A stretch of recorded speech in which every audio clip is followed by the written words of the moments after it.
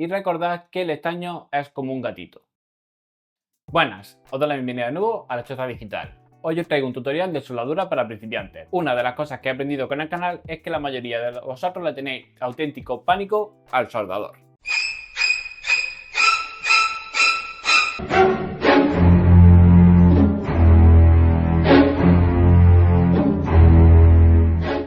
A mí personalmente me sorprende, ya que yo aprendí a soldar con edad socialmente aceptable que no conlleva problemas legales a mi padre. Así que asumí que soldar no sería un problema para nadie, pero viendo que no es así, he decidido hacer este tutorial donde os enseño los conceptos más básicos. Eso sí, va a ser un tutorial muy simple, sin entrar en detalles técnicos. La idea es que podáis hacer unos puntos de soldadura decentes para vuestros proyectos, y en general que le perdáis miedo al soldador. ¿Qué vamos a necesitar para soldar? Pues esencialmente tres cosas. Un soldador, estaño y recordad que el estaño es como un gatito. Se pega a lo que está más caliente. Y por eso, en contra de todo instinto, el soldador no debe calentar el estaño directamente, debe calentar la zona que queramos estañar. Una vez que está caliente, acercamos el estaño a esa zona y este se pega como por arte de magia. Si lo fundimos con la punta del soldador, el estaño se quedará pegado ahí. Así que ya sabéis, calentamos primero la zona y luego añadimos el estaño.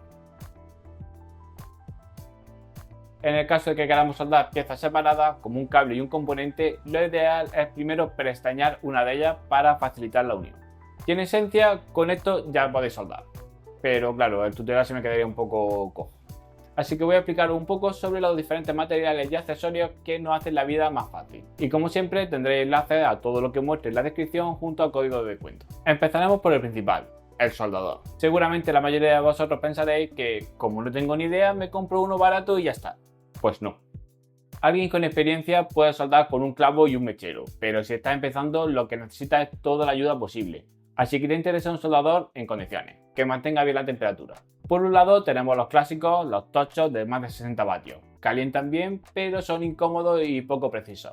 Al ser más grandes es más difícil manejarlos. Sirve para cables gruesos y soldaduras grandes, pero para cosas pequeñas puede ser un poco complejo. Aunque con una punta fina puede ser una opción económica más que aceptable. Por otro lado tenemos los que parecen lápices, muy monos, pequeños y ligeros, pero los baratos suelen ser de 10 vatios o menos. Sí, se calientan, pero tienen tan poca masa térmica que en cuanto tocas algo pierdes calor. Así que soldar con ellos puede ser más bien frustrante. Si optas por uno de estos, mejor que sea de los buenos. Y después, bueno, ya tendríamos las estaciones de soldadura, pero estas están destinadas más bien a temas profesionales. Mola en todo, salvo en el precio. Sea cual sea el que elijas, busca uno como mínimo de 40 vatios y regulado de temperatura, preferiblemente digital. De esta forma podremos controlar bien qué temperatura tiene actualmente y cuál hemos seleccionado. En mi caso, de todos los que he probado, me quedo con el TS101, un soldador de tipo lápiz pero de 65 vatios de potencia, lo que permite calentar en unos 15 segundos y mantener la temperatura de forma muy estable.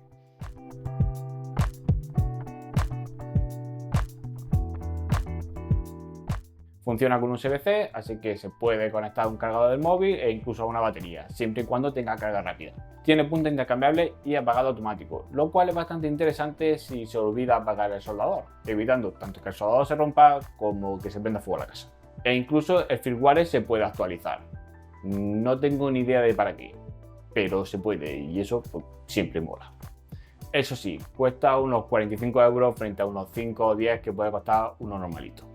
Pero si te lo puedes permitir, vale la pena. Ahora pasemos al estaño. Nos encontramos básicamente con dos tipos, con y sin plomo.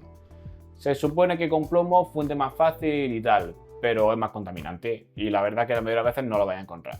Yo personalmente no noto la diferencia, así que siempre compro sin plomo. Eso sí, que tenga el núcleo flux, ya que fundirá bastante mejor y la soldadura va a quedar bien. Y hablando del flux, ¿qué leña es el flux? Pues es un potingue, no sé.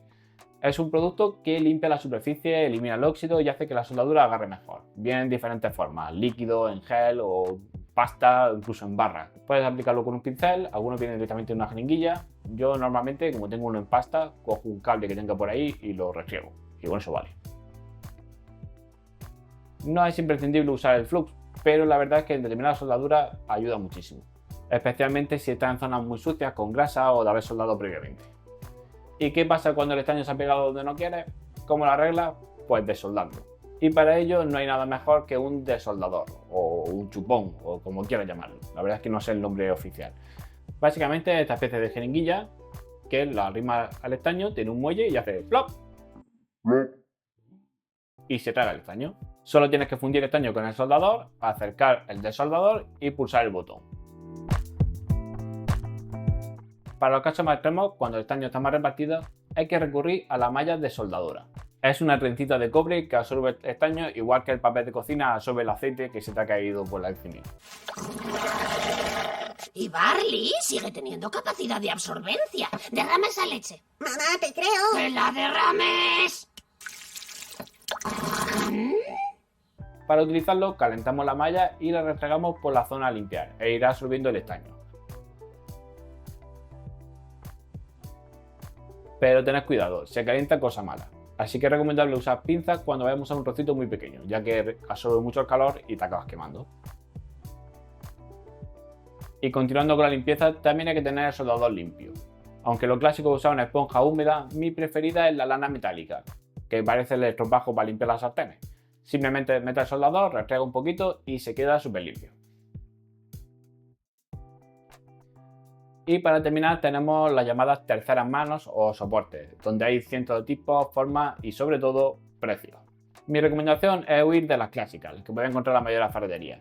Pues regularlas puede ser bastante tedioso y al final es que no sale práctico. Es por ello que os recomiendo que compréis las de brazos flexibles. Tenemos una simple y bastante económica que funciona bastante bien, pero también tenemos una versión un poco más pro con imanes que nos permiten elegir en cada momento qué accesorio colocar. Lo cual para determinados casos puede ser muy cómodo, ya que a lo mejor solo necesitamos dos brazos y no queremos que estén los otros por ahí en medio. Con lo que he explicado ya tenéis todo el conocimiento teórico para soldar. Ahora solo falta ir practicando y veréis que es más fácil de lo que parece. Una vez tengáis todo el material necesario para soldar, viene la pregunta: ¿cómo empiezo a soldar? Pues normalmente se empieza estañando cables o colocando los pines en una placa USB que tengáis por ahí. En mi caso, para que los pines queden rectos, los coloco sobre una protoboard y encima coloco la placa y sueldo directamente desde ahí. Y la verdad es que queda bastante bien y es fácil.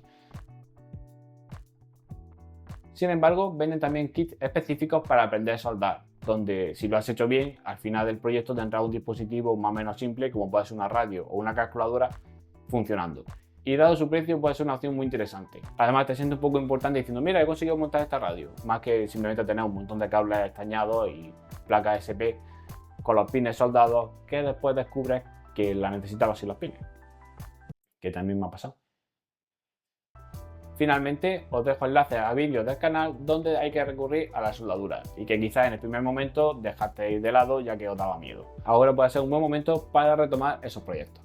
Espero que os haya gustado el vídeo, que os sea de utilidad y nos vemos en el siguiente.